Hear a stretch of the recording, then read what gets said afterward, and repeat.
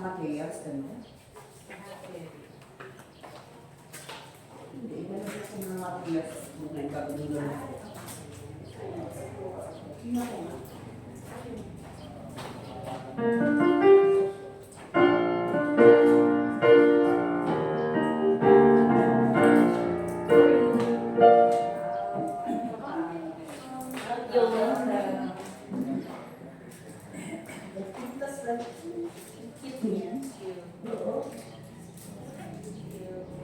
Flag ba nila yun? Ha? May nakamit ako. Flag ba na yun? Wala, ilan. Eh, sa flag nila. Ang travel pala siya. Ang travel nila sa akin. Hindi ko na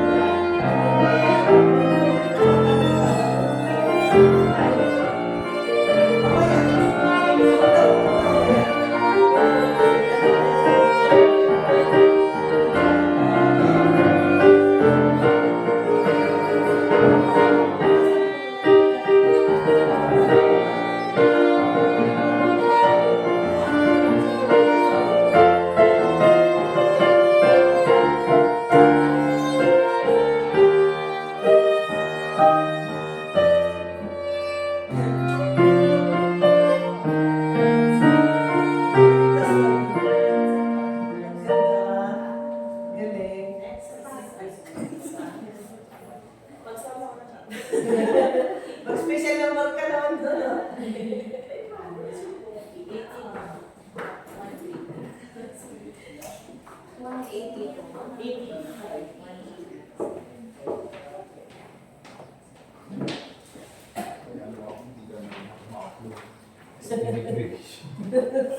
Sino? Ako ba? Ano? Hindi ko magaling ako ma-offload. Sa... Immigration. Sa 18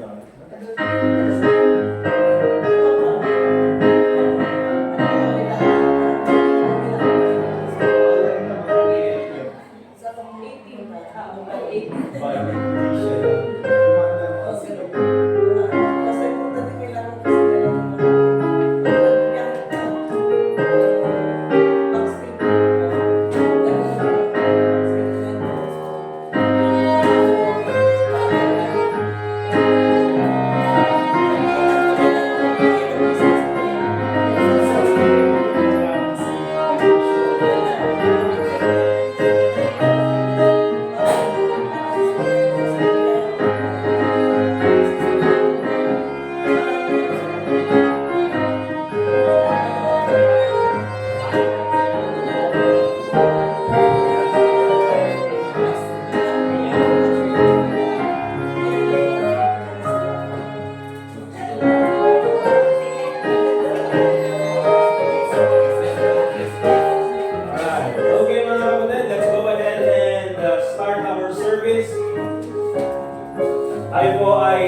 tumayo and we'll have our opening prayer. After that, we'll have our congregational singing. Let's stand up please, tawagin natin si Lord Jesus for our opening prayer.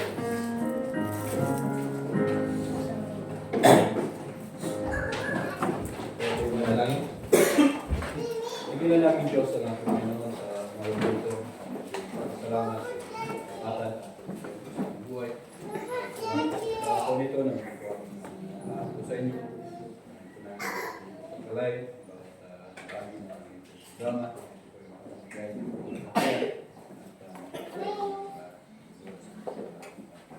Ano po? Salamin na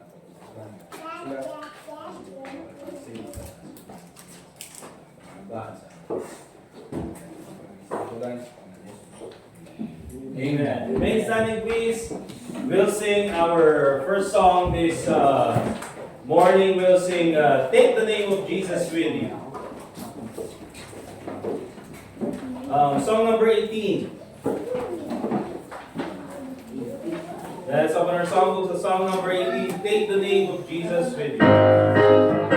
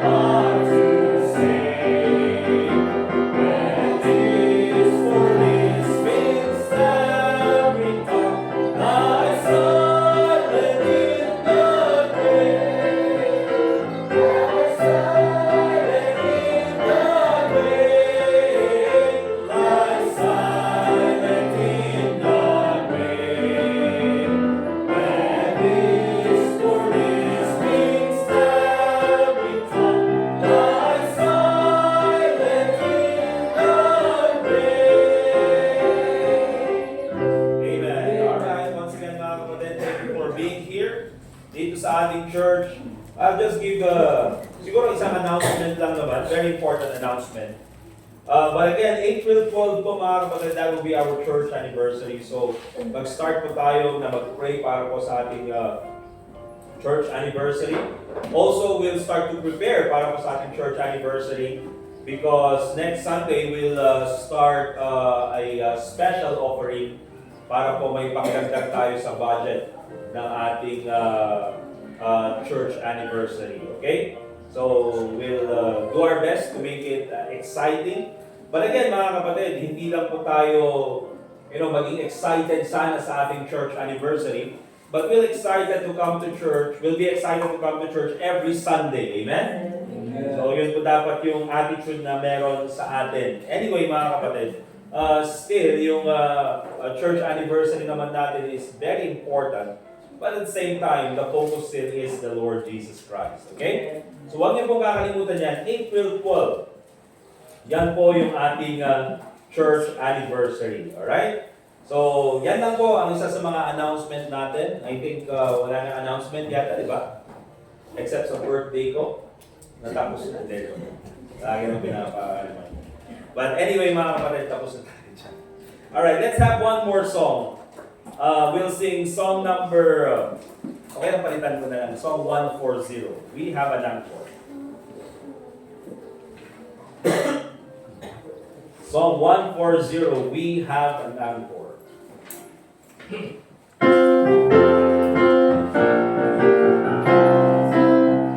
Alright, all together, first stanza. Will your anchor hold in the storms of life when the clouds unfold their wings of strife, when the storm tides sing and the cables strain? Will your anchor break or firmly remain? We have an anchor that keeps the soul, stand fast and sure while the billows flow, fastened to the rock which cannot move, grounded firm and deep in the Savior's love. It is safely moored till the storm breaks down, for His will secured by the Savior's hand. Though the tempest rages and the wild winds blow, not an angry wave shall harm or flow. We have an anchor that keeps the soul, steadfast and sure while the billows flow, fastened to the rock which cannot move, grounded firm and deep in the Savior's love. When our eyes behold through the gathering night the city of gold, our harbor bright, we shall anchor fast by the heavenly shore, till the storms all pass forevermore. We have an anchor that keeps the soul, steadfast and sure while the billows flow, fastened to the rock which cannot move, grounded firm and deep in the Savior's love. Amen. Let's get our Bibles, please. And we'll open in the book of Proverbs, Proverbs chapter 14.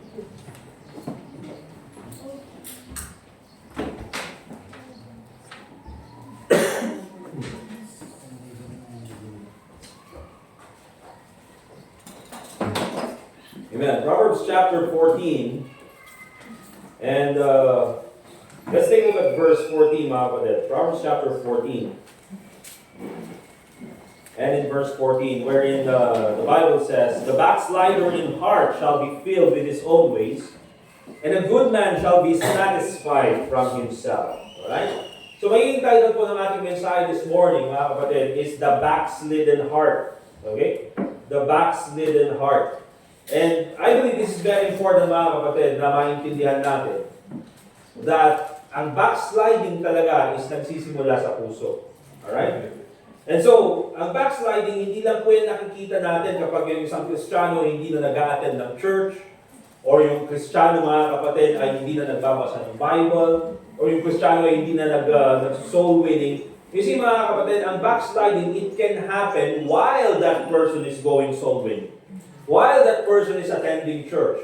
While even that person is reading the Bible. Because may kita po natin, ang sabi ng Proverbs in verse 14, the backslider in heart.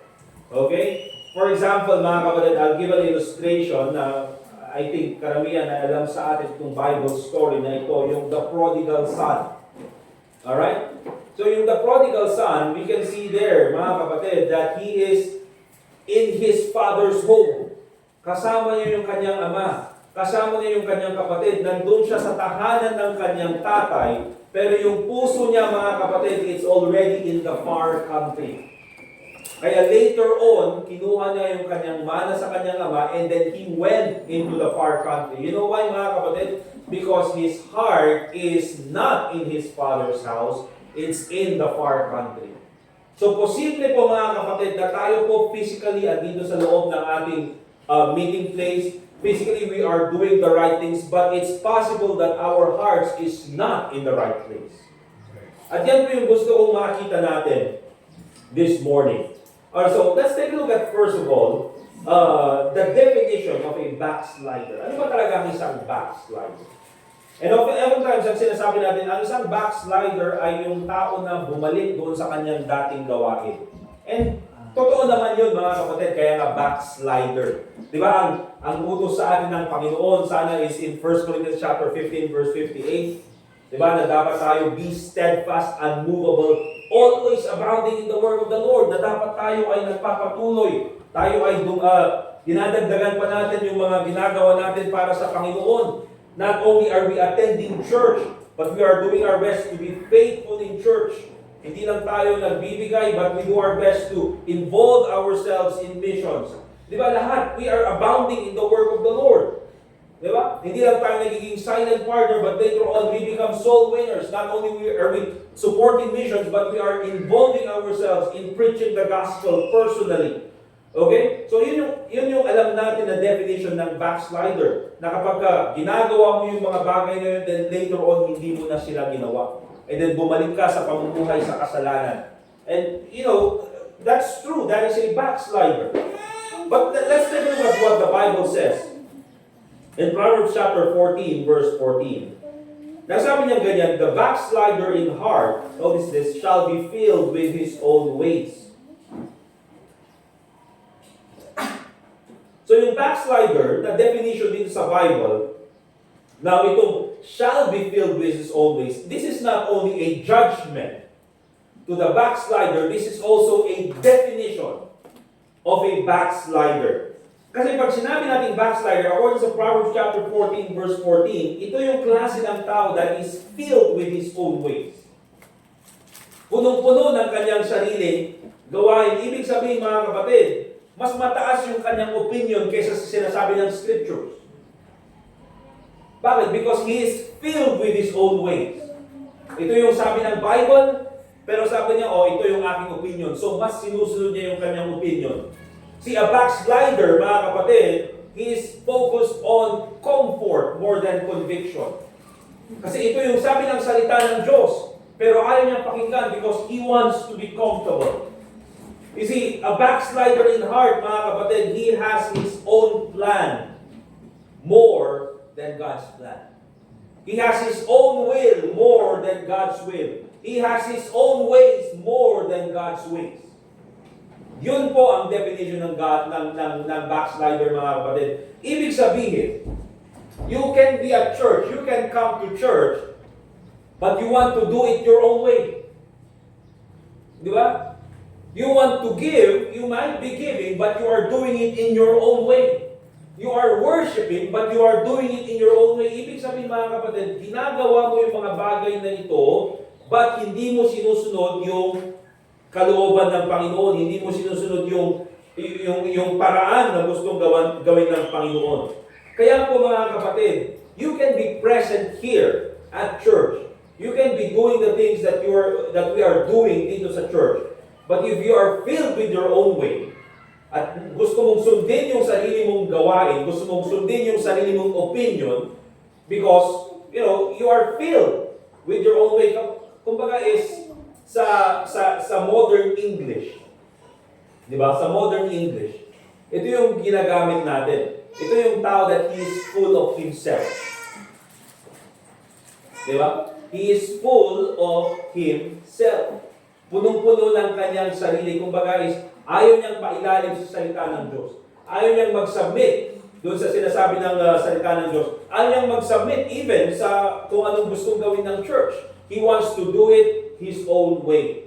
Okay? He may still say, oh, mahal ko ang Panginoon, but I will do it my way. You see, that cannot work, mga kapatid. Because if we are going to say we love God, then we have to obey the commandments of God. Sabi nga ni Jesus Christ, if you love me, keep my commandments. Hindi mo pwedeng sabihin, mahal mo ang Panginoon and still do it your own way. Okay? Kaya, dyan po ang definition talaga ng backslider. The backslider in heart shall be filled with his own ways. This is a person who is filled with his own ways. Now, let's take a look at Jeremiah chapter 17. And in verse 9. Kaya po minsan, it's very important na makita natin that this backsliding really starts from the heart. Okay?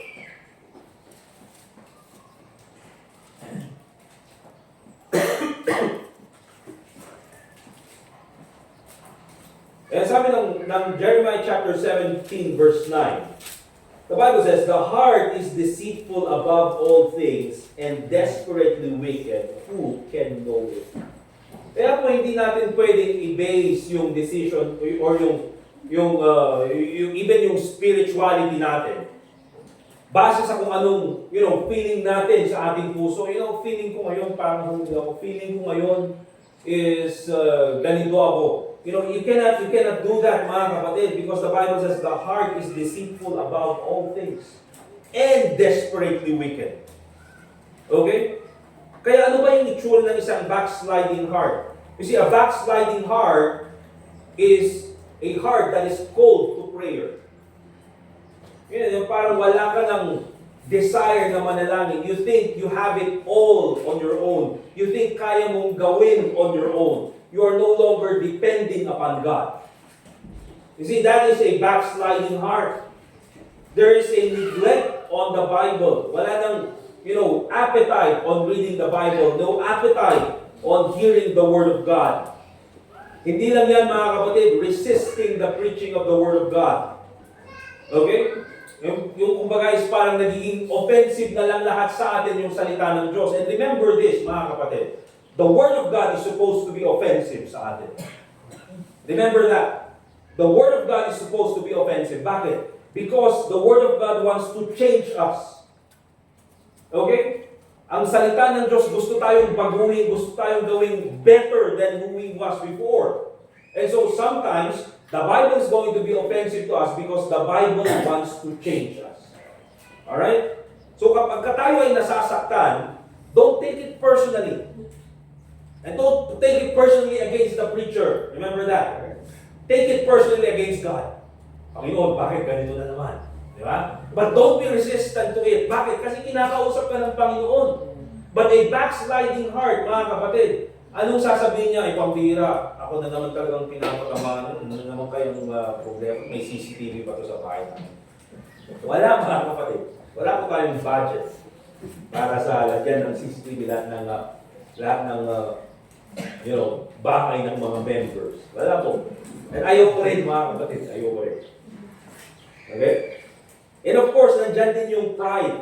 Kasi backsliding heart, there's pride. You cannot be corrected. Ayaw talagang magpa-ilalim sa salita ng Diyos. Okay?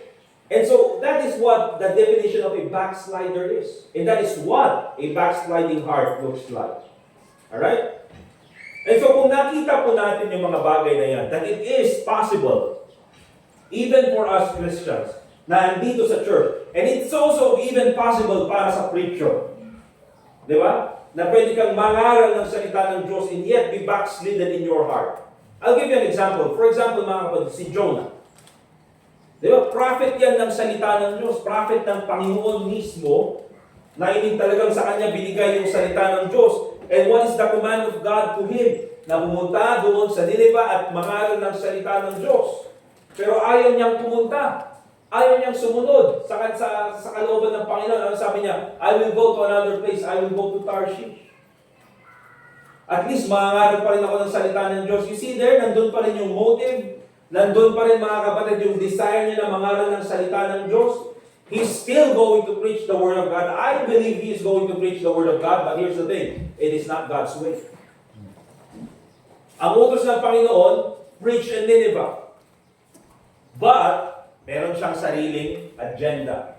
Meron siyang sariling kagustuhan. And even nung siya ay dinala ng Panginoon doon sa Nineveh, at nangaral siya ng salita ng Diyos, at maraming naligtas dahil sa pangaral niya ng salita ng Diyos, still, mga kapatid, ayaw pa rin.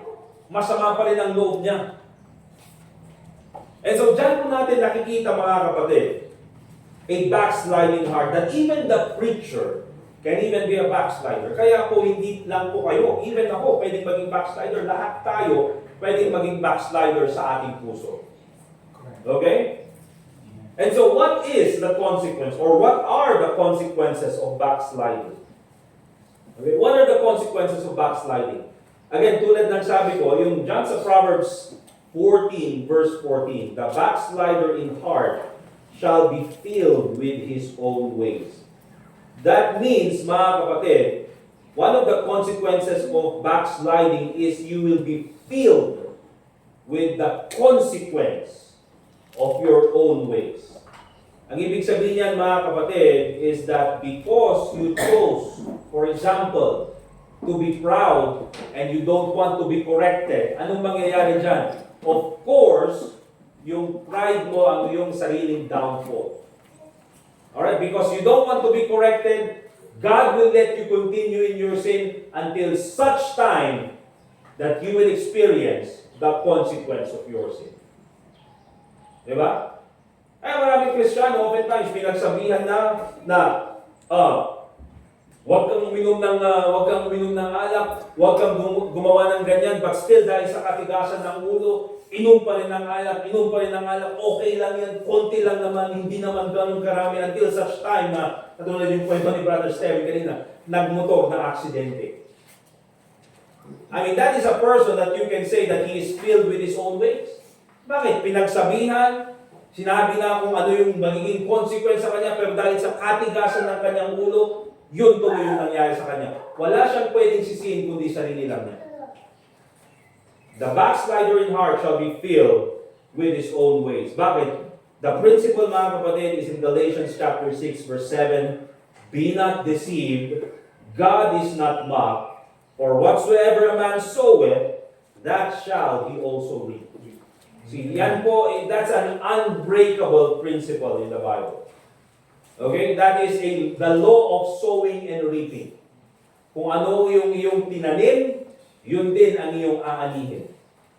That is a law that is unbreakable in the Bible. Of course, if you're the kind of Christian who resists the preaching of the Word of God, ano mangyayari sa'yo? Later on, magiging yung buhay mo is walang pagbabago. You know why? Because you keep on resisting the preaching of the Word of God. No change. That's why, may kita nyo mga kapatid, ewan kasi baka masyadong malakas.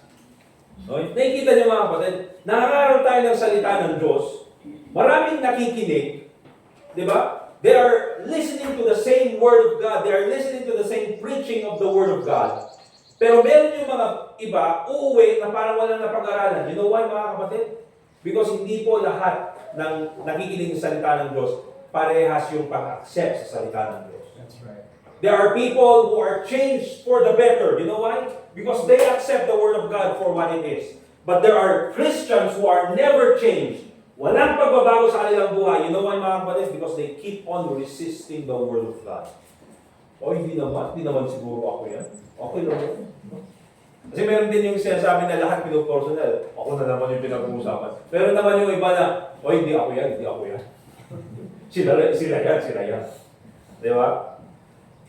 So, yan po mga kapatid.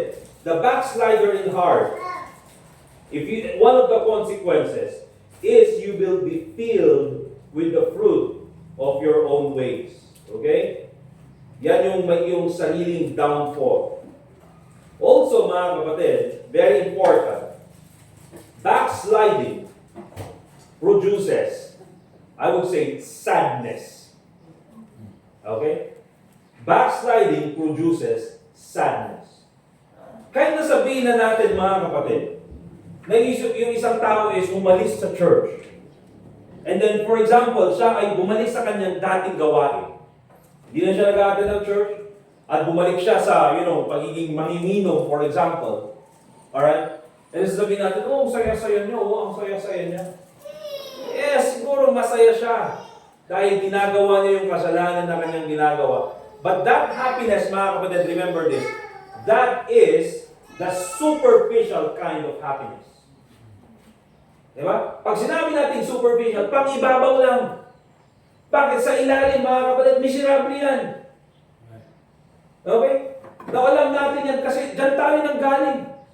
Na yes, masaya ka, kasama mo yung mga kaibigan mo, ginagawa mo yung mga dati mong ginagawa. At meron pa nga, masaya dahil hindi na nila kailangan mag-attend ng church.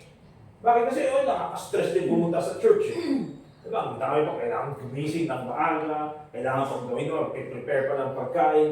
Diba? It is so much, sabihin natin, better na huwag na lang mag-attend ng church kasi hindi ko na kailangan gawin yung mga obligation na yan or mga gawain na yan.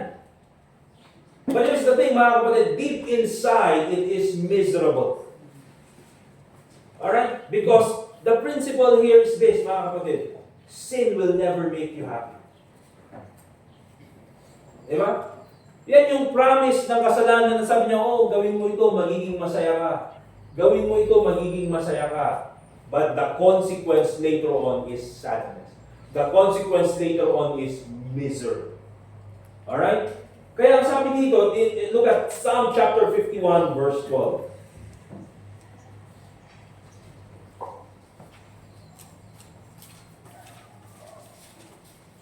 Psalm chapter 51 verse 12.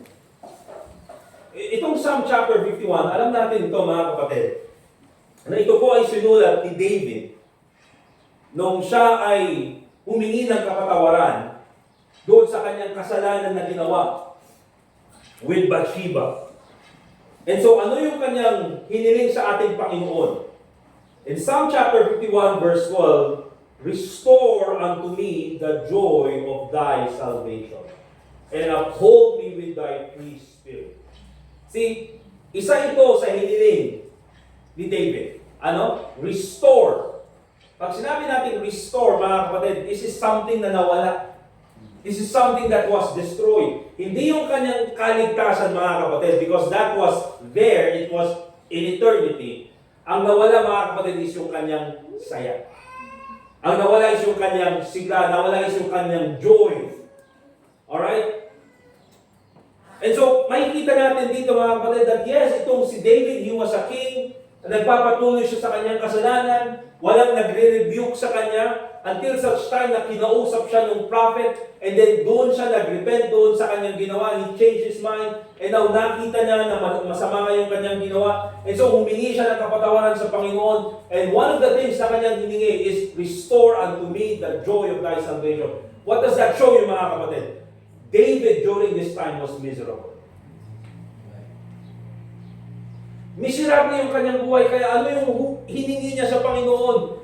Panginoon, ibalik mo yung aking kasiyahan. Ibalik mo yung aking sigla. Restore unto me the joy of thy salvation. Because yes, kasalanan, superficially, people may say I'm okay. People may say I'm happy. But deep inside, I'm miserable. Remember that, mga kapatid. Backsliding produces sadness. Okay? Spiritual dryness. Walang sigla. Alright? It steals joy. Kaya that's one of the consequences of backsliding. Kaya don't be huwag po kayong papaloko sa kasalanan. Alright? And wag din kayo papaloko sa mga taong backslider. Nakala natin okay lang sila, masaya naman sila. No, mga kapatid, deep inside, they're lonely.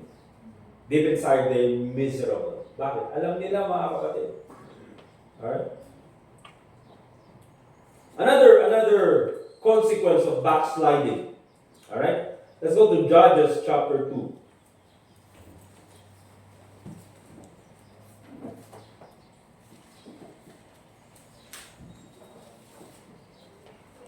Let's go to Judges chapter 2.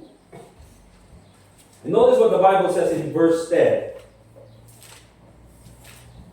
And the sabi ng Bible in Judges chapter 2 verse 10. And also all that generation were gathered unto their fathers. And the Bible says, and there arose another generation after them, which knew not the Lord, nor yet the works which he had done for Israel. Okay, now, itong Judges chapter 2, verse 10, mga kapatid, something na nakakalungkot po talaga. Okay? Because yung unang binanggit dyan, and also all that generation, this is the generation, mga kapatid, who were born in the wilderness. Lumaki sila, mga kapatid, doon sa wilderness. Kasi yung generation na nanggaling sa Egypt, they all died in the wilderness.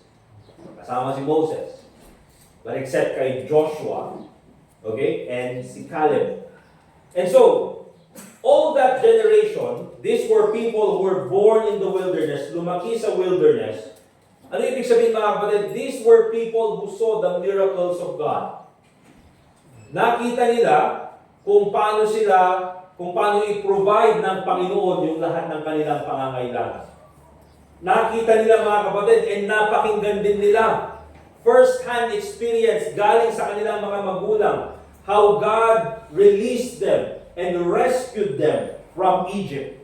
Kung paano ginawa ng Panginoon lahat ng miracles na yun, para lang sila ay makalabas ng Egypt. And now they're in the wilderness, experiencing the goodness of God. Nakita rin nila ng mga kapatid, nakita rin nila kung paano paluin ng Panginoon yung mga rebelde sa Kanya. Alright?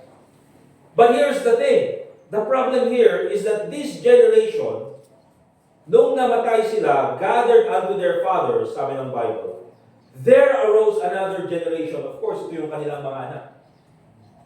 There arose another generation after them. And here's the problem, which knew not the Lord. And why do you think, mga kapatid, which knew not the Lord, nor yet the works which He had done for Israel?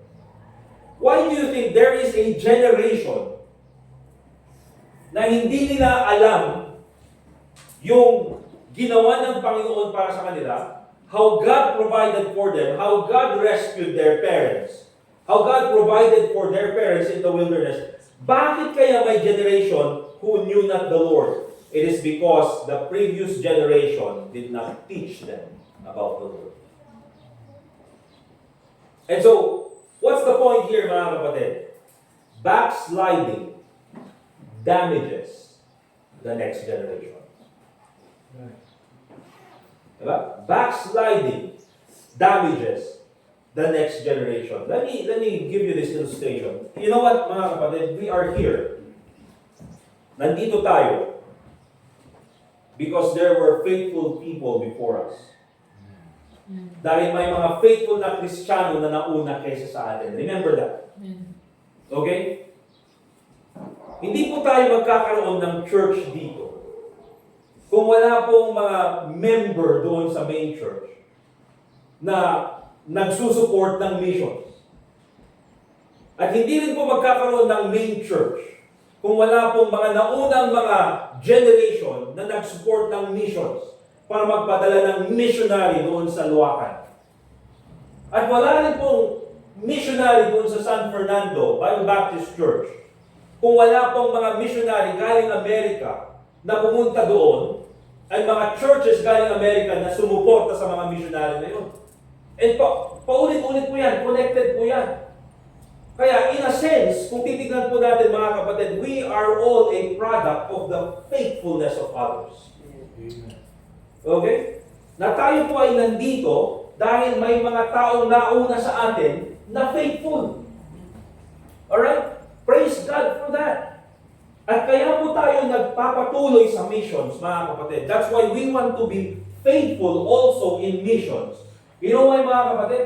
Because gusto rin natin magpatuloy ang ibang mga missionaries. Gusto rin natin, mga kapatid, dito sa church natin later on, may mga missionaries na pupunta sa ibang lugar. And susuportahan natin sila so that they will also start in the Lord's work sa ibang lugar. And that work, mga kapatid, will continue because of the faithfulness of other members, of other people. Nagkasi po yung mga kapatid. Alright? But also understand this, mga kapatid. You know what? There are the fruits of faithfulness. But there are also the wasted fruits of unfaithfulness. Di ba? Na mas marami pa sanang maaabot. Kaso hindi natin nagawa. You know why? Because we were unfaithful. Na marami pa sanang church na magpapatuloy, kaso yung church na buwag na, hindi na nagpatuloy. You know why? Because they were unfaithful. Na marami pa sana, mga kapatid, taong maliligtas, pero hindi na tuloy sila naligtas. Hindi yan kasalanan ng Panginoon. You know why? Because people were unfaithful. And so there's also the wasted fruit of unfaithfulness. And so the point here is this, mga kapatid, backsliding damages the next generation. If parents will stop walking with God, if parents will start backsliding, what do you think will be the effect on the next generation?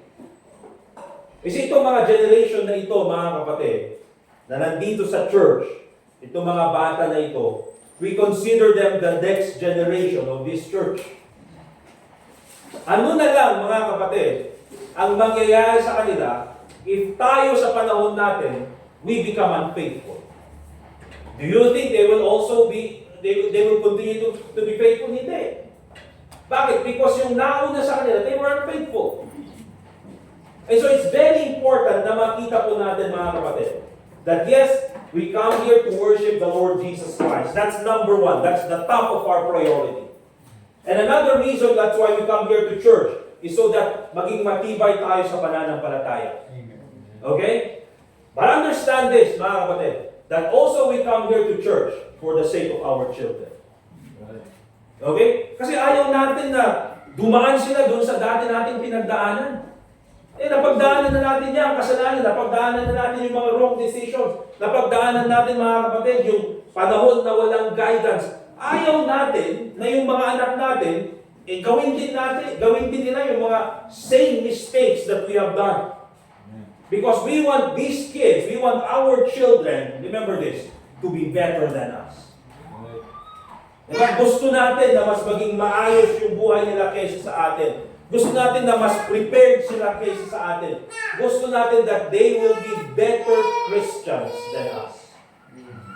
That is what we want for our children. That is what we want for the next generation. Pero hindi po yan mangyayari, mga kapatid, if right now we become backsliders. Okay? Backsliding damages the next generation. At hindi lang yan, mga kapatid, what are the consequences of backsliding? Backsliding invites the chastening of God. Okay? Backsliding invites the chastening of God. Hebrews chapter 12 verse 6, nandiyan po ang pagpapalo ng Panginoon. For whom the Lord loveth, He chasteneth, and scourgeth every son whom He receiveth. Of course, mga kapatid, dahil mahal tayo ng Panginoon, at tayo ay nag-backslide. Okay? At gusto niyang ayusin natin ang buhay natin. Anong gagawin niya? Of course, papaluin niya tayo. Dahil mahal niya tayo. Pero wag mo naman ng paabot. Gusto kong ma-experience ang pag-ibig ng Panginoon. Mag-backslide na ako. Sige. Bahala ka dyan. Hindi mo na kailangan ma-experience ang pag-ibig ng Panginoon through backsliding. Di ba? Experience mo na lang ang blessing ng Panginoon by obeying God's command. Alright? But backsliding invites God's chastening. And oftentimes, remember this mga kapatid, pag namamalo po ang Panginoon, ang pinapalo niya is yung taong gumawa ng kasalanan. Remember that. Okay, yan po yung principle ng judgment. Di ba? Yung anak, hindi pwedeng paluin dahil sa kasalanan ng ama. At yung ama, hindi pwedeng paluin dahil sa kasalanan ng anak. Yun yung sabi ni Ezekiel. But understand this, na kapag ang isang Kristiyano pinalo ng Panginoon, it can also affect the people around that person. Let's go back doon sa illustration natin kanina kay Jonah. Na itong si Jonah ito, he is a backslider in heart. Bakit? Kasi nga, he is filled with his own way. Sabi ng Panginoon, go to Nineveh and preach. Pero sabi niya, I will go to Tarshish. He is filled with his own ways. And so anong ginawa ng Panginoon? Nagpadala ng bagyo. And then nung si Jonah ay binagyo, titingnan nga natin, buti sana, alam niyo yung parang, alam niyo, nanonood kayo ng mga anime noon. Sila Sakuragi, mga ganyan, mga tao, mga hari ng sablay, Sakuragi. Na minsan meron yung lalabas doon sa cartoons, doon sa anime noon na dahil sa sobrang malas niya, umulan tapos siya lang yung naulanan. Diba, nagkaroon ng bagyo tapos hindi nadama yung iba, siya lang yung binagyo. Hindi ganun yung nangyari kay Jonah, mga kapatid. Parang minsan na lang, pag binagyo, siya lang ang binagyo, kakakasin. Parang yun pinapakita, i-emphasize na gagagarawan na sa nga po Diyos. Hindi po, mga kapatid. Pero ang nangyari kay Jonah, mga kapatid, nung nagpadala ang Diyos ng bagyo, hindi lang siya yung binagyo. Pati yung mga inosenteng tao na nakapalibot sa kanya. Kasi yung mga mariners, yung captain ng ship na kanyang sinakyan, yung mga wala namang ginawang kasalanan na pupunta lang sana sa Tarshish. Okay? Pero sila ay nadamay sa bagyo kasi nandun si Jonah. Buti sana kung si Jonah lang yung binagyo, hindi, pati sila eh. Tulad ng sabi ko, nagpadala ng bagyo, pati sana yung magsasampay lang ng hinugasan nilang labada eh. Ba't mga bagyo? Dahil kay Jonah. Okay? So the point there is this, mga kapatid. Yes, the principle of judgment is that yung kasalanan ng ama, kasalanan ng ama. Yung kasalanan ng anak, kasalanan ng anak. Hindi pwedeng paluin yung ama dahil sa kasalanan ng anak. And same is true with the father. But here's the thing, mga kapatid, the people around you will be affected. Okay? Bakit? Kasi kung ikaw pinalo ng Panginoon, for example, nagkasakit ka dahil pinalo ka ng Panginoon, dito yung mga tao sa paligid mo hindi affected. Affected. Diba?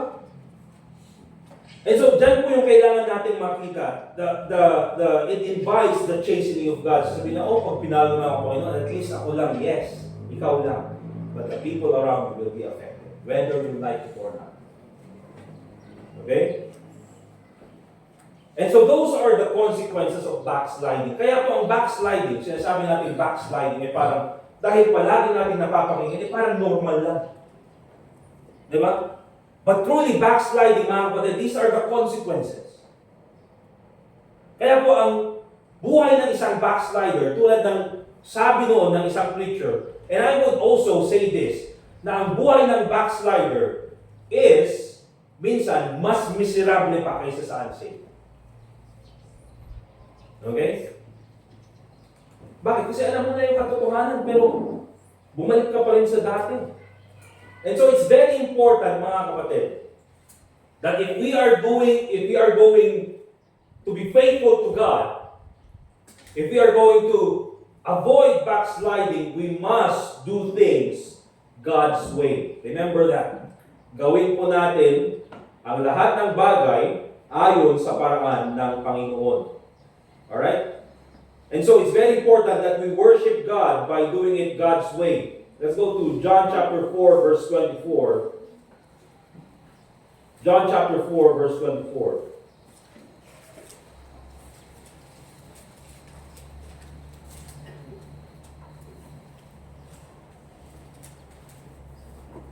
And so if we are going to worship, we worship God by doing it God's way. Okay? The Bible says in John chapter 4, verse 24, God is a spirit, and they that worship Him must worship Him in spirit and in truth. Sa Espiritu at katotohanan. Kaya po ang worship, mga kapatid, it must be true. It must be clean. It must be God-centered. And therefore, mga kapatid, if we are going to worship God because it's God-centered, we are going to worship God His way, not our way. Kaya po hindi tayo, mga kapatid, pupunta sa labas. At katulad ng ibang ginagawa ng mga evangelicals or ibang mga modern churches, and they are doing it nowadays. Because their goal is to get as many people inside their church. Okay? Yun naman yung goal nila. Because if there are many people inside the church, of course, maraming offering, maraming tithes, maraming ganyan. But here's the thing, mga kapatid, it is no longer God-centered. It is already man-centered. And you know why, mga kapatid? Because bago sila mag-start ng church, instead of doing soul winning, anong ginagawa nila, mga kapatid? They will give out, parang survey forms in the neighborhood. And in that survey form, anong nakalagay doon? What kind of church do you like? And may choice sila. Okay? Ito yung church na gusto namin. What kind of preacher do you like? What kind of pastor do you like? What kind of Bible do you like? What kind of songs do you like? And so based doon sa nakita nilang mga survey return forms, nakita nila, gusto nila ng NIV Bible. Okay, so NIV ang gagamitin natin. And so, gusto nila ng preacher na mataas yung riz. Guman yung riz. Ayun. And then nalaman ko lang, ano yung riz? Charisma. Okay, sige, maghanap tayo ng preacher na mataas ang charisma. Gusto namin ng pastor na hindi nga pinag-uusapan o hindi pre-preach yung kasalanan namin.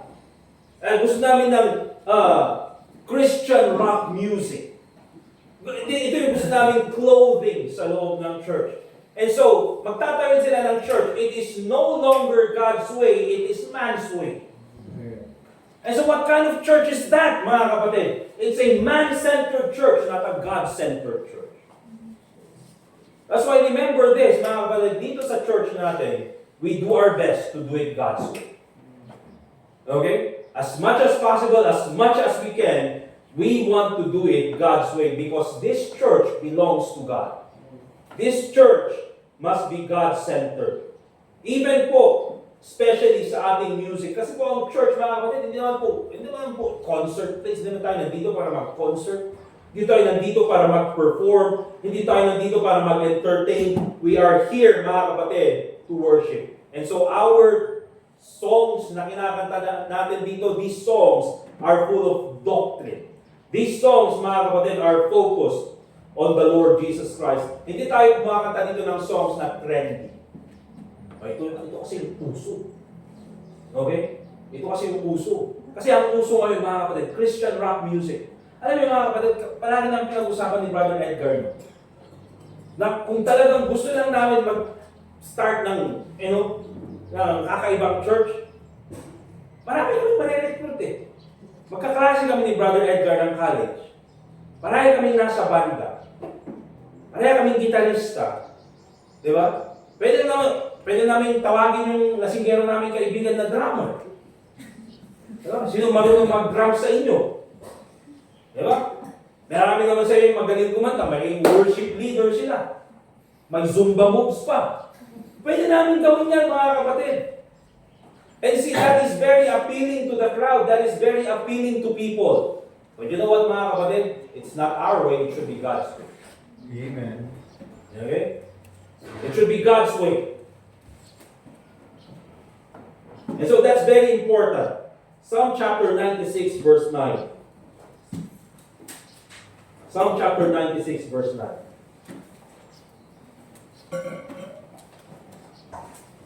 The Bible says, "O worship the Lord in the beauty of holiness.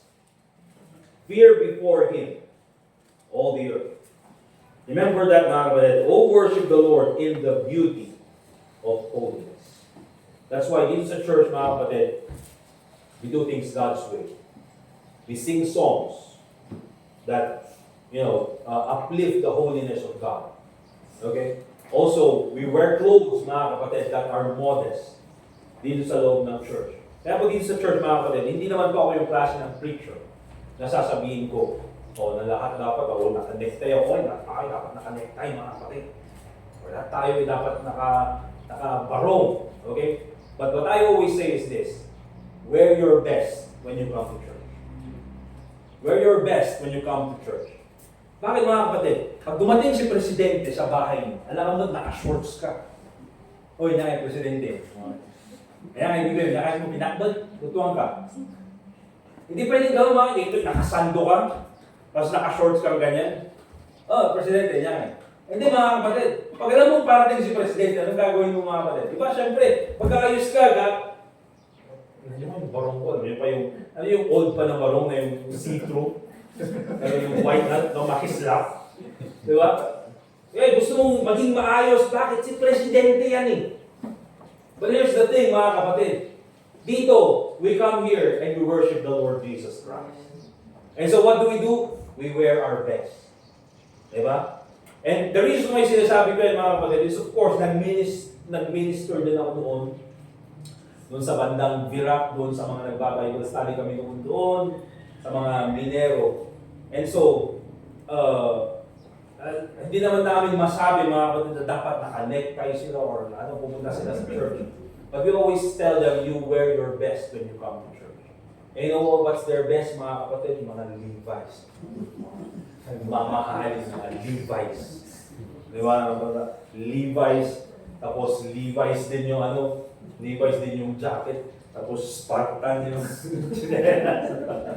But that is their best, mga kapatid. And you know what? We appreciate it because that's their best. But if you can, mga kapatid, kung kaya mo naman, maganda rin magparo. Maganda rin na mag three-piece suit. Ito kasi, mga kapatid, nagagamit ko na. Kasi lumiit yung likod ko. Lumiit yung likod ko. Alam niyo bakit, mga kapatid? Kasi nagpo-push up na ako. Kaya ito, nagagamit ko na. Kahit yung last Sunday na ginamit ko na, yun yung ginamit ko sa kasal niya. 8 years ago. 8 years ago. 8 years ago. 8 years ago. Ay, 29. 2019, 7 years ago. 7 years ago. Di ba? So, nagagamit ko na, kaya ayos na. Alright? Kaya maganda rin na i-challenge nyo yung sarili nyo kung meron kayo mga old na long sleeves, old na barong, hindi nakasya ngayon. Balikan nyo by God's grace. Alright? And so, that's how we do it, mga kapatid. We worship God by doing it God's way. Also understand this, mga kapatid. We preach and we listen to preaching by doing it God's way. I think na-mention natin to last Friday. Let's go to 2 Timothy chapter 4.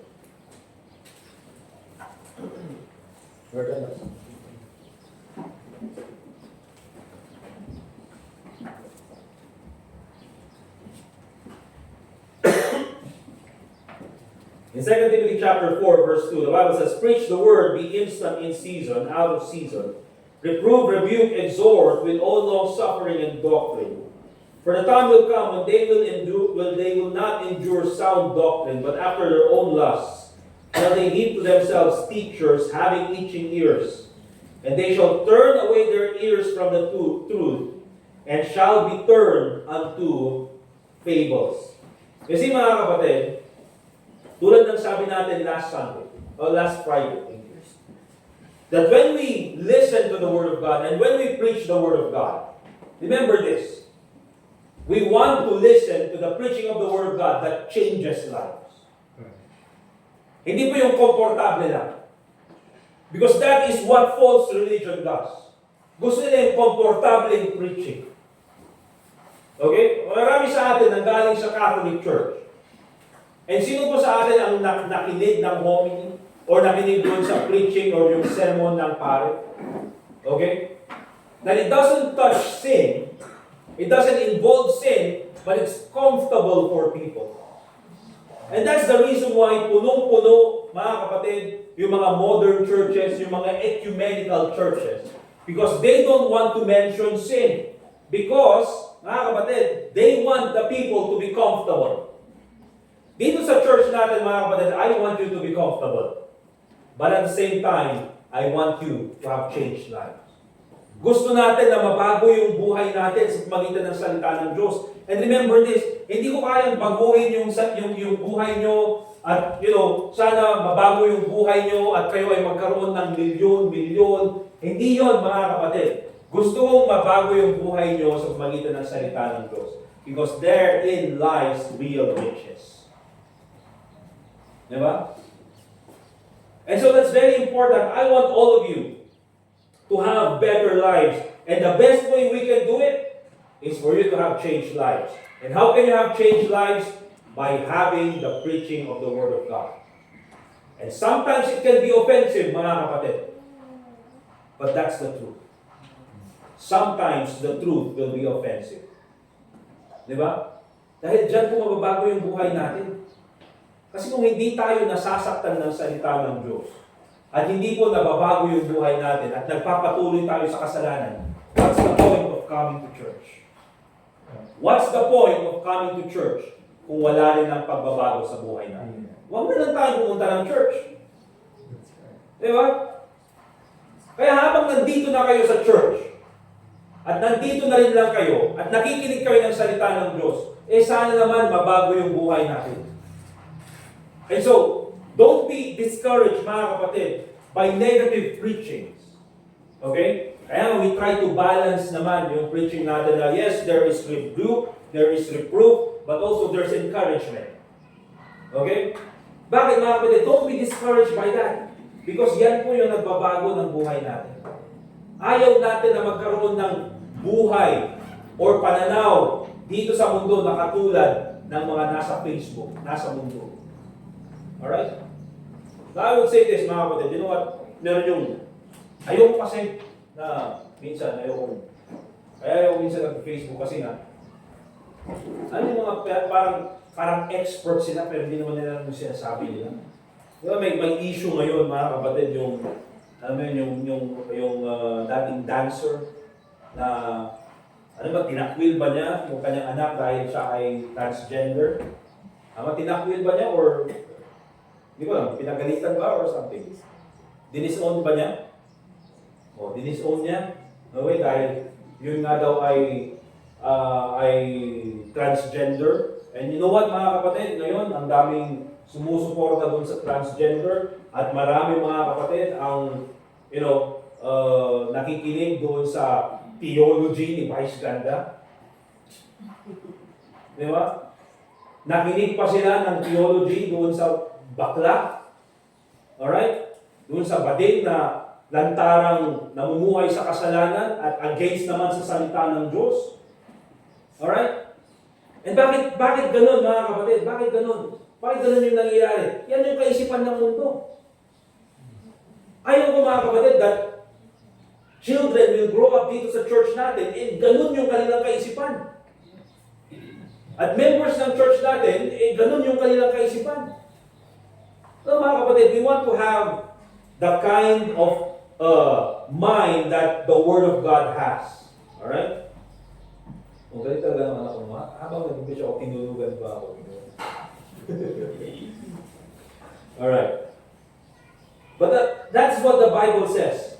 The time will come when they will not endure sound doctrine, but after their own lusts shall they heap to themselves teachers, having teaching ears. Sana dito sa church natin, mga kapatid, you will love the preaching of the Word of God, no matter how hard it hurts. I hope that you will look for changed lives, not comfort. Yun po yung hanapin natin, mga kapatid. Huwag yung maging komportable tayo. Huwag yung palaging kinikiliti lang tayo. Okay? Gusto natin sana yung klase ng preaching na babaguhin tayo. Alright? Because remember this, the most loving kind of preaching is the preaching that confronts your sin. Bakit, mga kapatid? I mean, kung wala naman tayong pakialam sa mga members ng church, ba't pa natin Huwag pa natin sila babaguhin. Let them live their lives as it is. Diba? If wala tayong pakialam, pero may pakialam tayo. Because you are God's heritage, you are God's sheep. Kaya gusto natin na sana lahat tayo ay we will be better. Sana mga kapatid if we take a look at our lives from last year, sana sabihin natin, oh, I'm better than last year. Diba? Mas nag-improve yung buhay kong Kristiyano bilang last year. Hindi yung sabihin natin, oh, grabe, mas malala ako kaysa last year. Anong nangyari sa akin? Alright? Also remember this, not only do we preach and accept the preaching of the Word of God by doing it God's way, but also we give our tithes and offerings by doing it God's way. Let's go to Malachi chapter 3 verse 10. Malachi chapter 3 verse 10.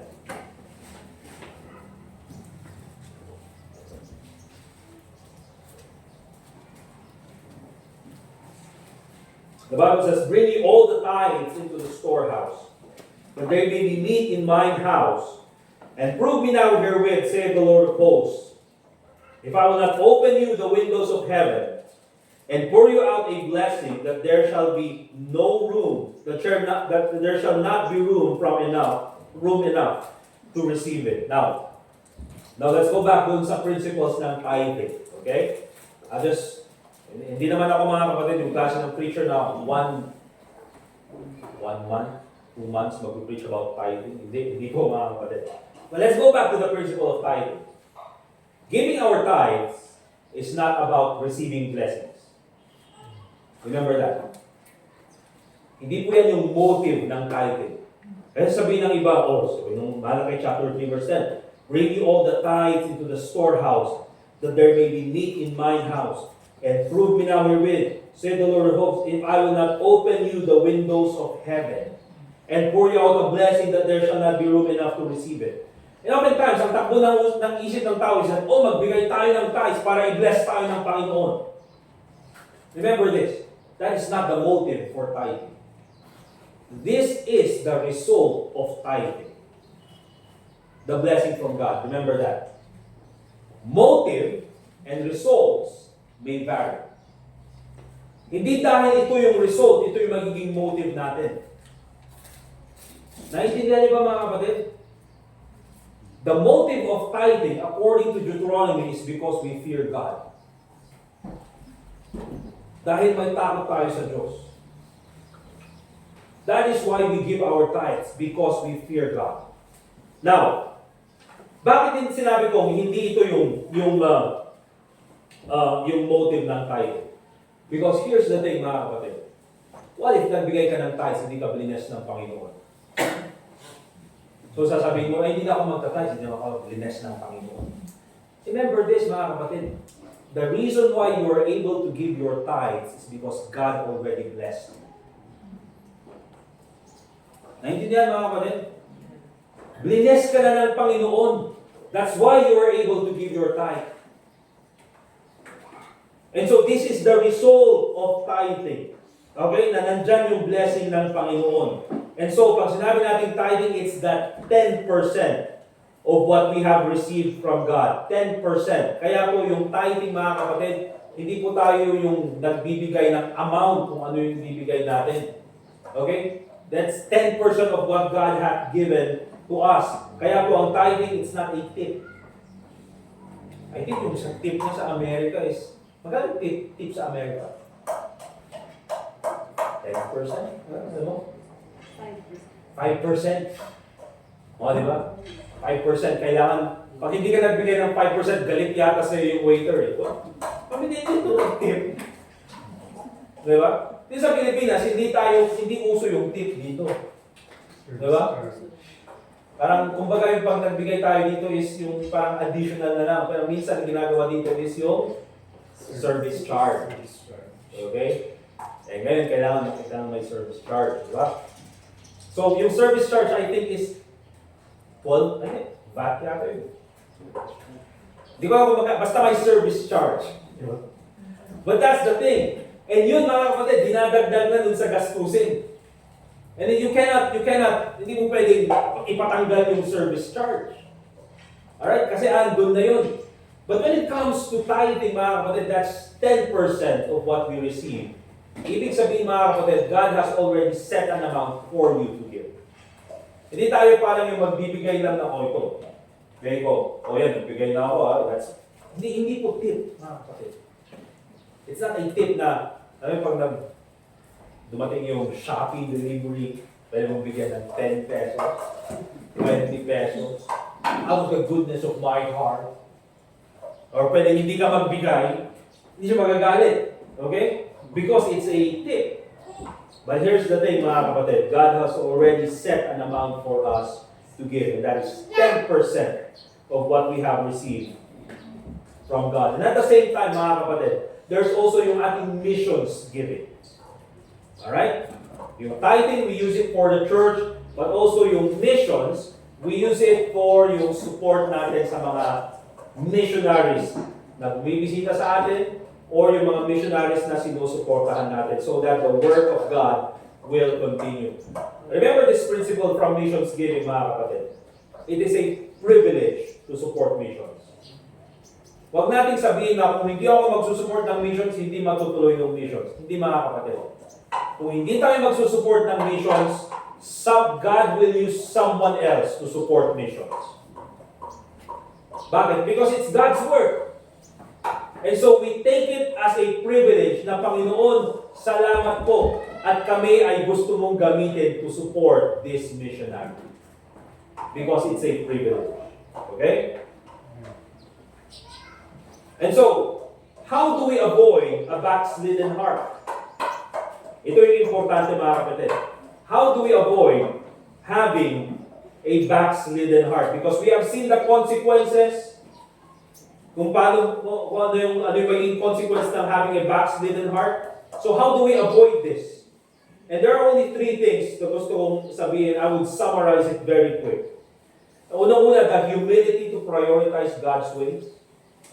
Okay? Kailangan nagkaroon tayo ng pagpapakumbaba na gawin natin yung sa pamamaraan ng Panginoon, the obedience to do God's ways, and the consistency to continue in God's ways. Let's take a look at, first of all, the humility to prioritize God's ways. Proverbs chapter 3, verse 5 and 6. The Bible says, "Trust in the Lord with all thine heart, and lean not unto thine own understanding. In all thy ways acknowledge him, and he shall direct thy paths." Remember this, mga kapatid. When you come to church with a teachable heart. Amen? Amen. Magkaroon tayo ng puso na teachable. Let the scriptures, let the Bible dictate our ways. We do not dictate what the Bible says. Let the Bible dictate us. Amen? The humility to prioritize God's ways. Kaya pag tayo nakapakinig ng salita ng Diyos at tayo ay nasaktan and then nandyan yung conviction, let's do it. Also, the obedience to do God's ways. James chapter 1, verse 22. The Bible says, "But be ye doers of the word, and not hearers only, deceiving your own selves." Kasi sayang naman, napakinggan natin yung salita ng Diyos, pero hindi natin in-apply, hindi natin ginawa. Dinuloko lang natin yung sarili natin. Apply the message the same day. Okay? And of course, lastly, the consistency to continue in God's way. The Bible says in Luke chapter 9, verse 23, He said to them all, "If any man will come after me, let him deny himself and take up his cross daily and follow me." The reason why mayroong backslidden heart, mga kapatid, is because we are not consistent. Okay? Kaya nga nag-backslide because nawala yung consistency. And so we need to have the consistency to continue in God's ways. Not only do we do it once, we have to do it daily. Yun yung sabi ng Bible. Stay faithful in church. Stay faithful in Bible reading, in prayer, in giving, in soul winning. Especially, mga kapatid, when you don't feel like it. Okay? Especially pag feeling mo, ayaw kong gawin. Just be faithful. Be consistent. Diyan po natin na may measure ang faithfulness ng tao. Amen? And so, the backslidden heart. The definition of a backslider, the consequence of a backslider. And of course, mga kapatid, avoiding a backslidden heart. Let us pray. Dear God, Heavenly Father, once again, we thank you for this time na kami po ay nakapag-aral ng iyong salita. Once again, dear God, we pray that your name be glorified in everything that we do. Lord, help us strengthen ourselves nang sa ganun ay hindi po kami magpatuloy sa pagiging backslider. Tulungan mo po kami, Panginoon, na ayusin po namin ang buhay namin. Salamat po sa iyong salita na ito po ang nagbibigay ng pagbabago sa buhay namin. We thank you, dear Lord, for each and every one of us this morning. I pray, Lord, that as we pray for one another, ikaw po, Panginoon, ang patuloy na mag-glorify as we continue in our service. And also pray in the name of the Lord Jesus Christ. Let's continue to pray, mga kapatid. And again, I'd like all of us to pray for, first of all, pray for yourself that you will be consistent in obeying God's ways. And also, continue to pray for our church as we continue to serve God and be consistent as a church. Sige po, mga kapatid, let's pray.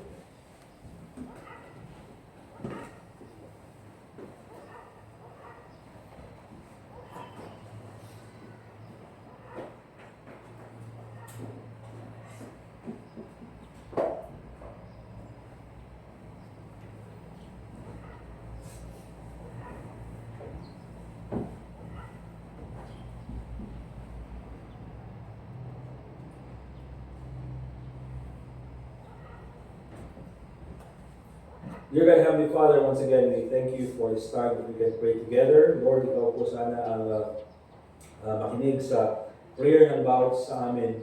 Lord, help us be an encouragement to each other. I pray, Lord, as we continue our service, your name be glorified, and also pray in the name of the Lord Jesus Christ. Amen. All right, let's go ahead and get our offerings. I-prepare po natin ang ating mga ibibigay sa Panginoon. For our offertory prayer, I will be the one praying. May ask na lang si Lon and then si Brother Jason na kayo na lang yung mag-pass ng offering basket.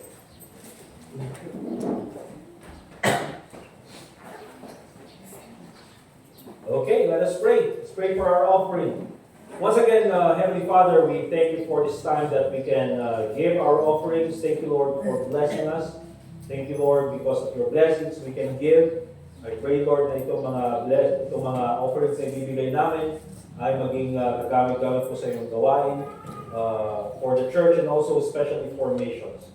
Lord, help us as we continue to support the programs of this church through giving and also pray in the name of the Lord Jesus Christ. Amen.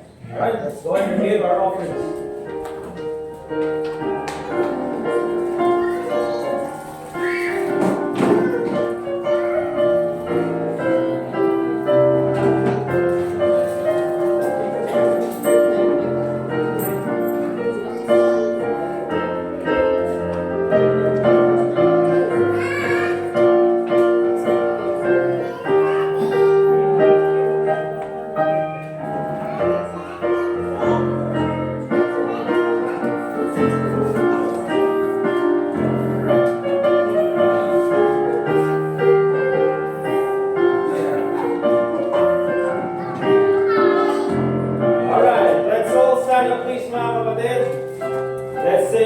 Song number 440, Thanks to God.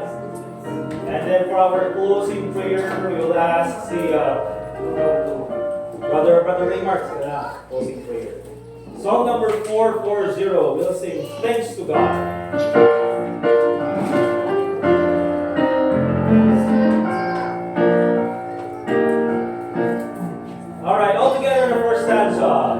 Thanks to God for my Redeemer. Thanks for all thou dost provide. Thanks for times of battle memory. Thanks for Jesus by my side. Thanks for blessings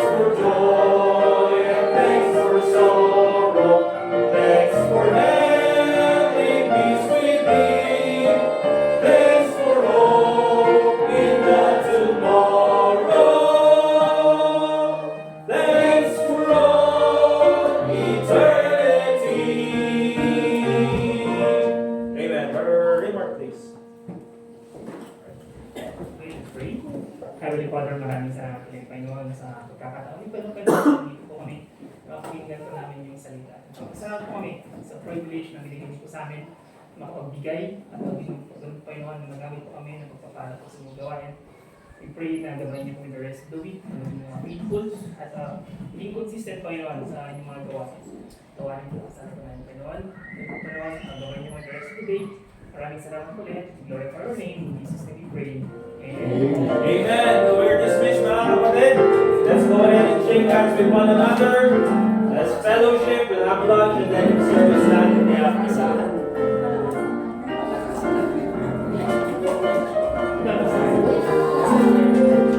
Hindi pa na ba?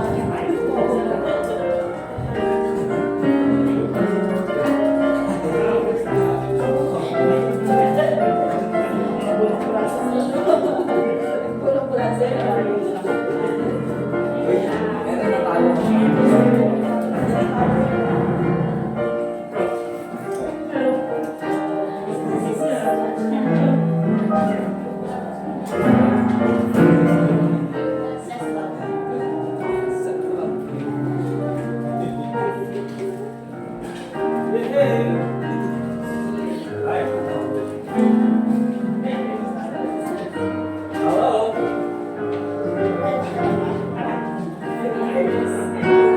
Thank you, Attorney P. Nagmementa naman, may nagano, yung violin.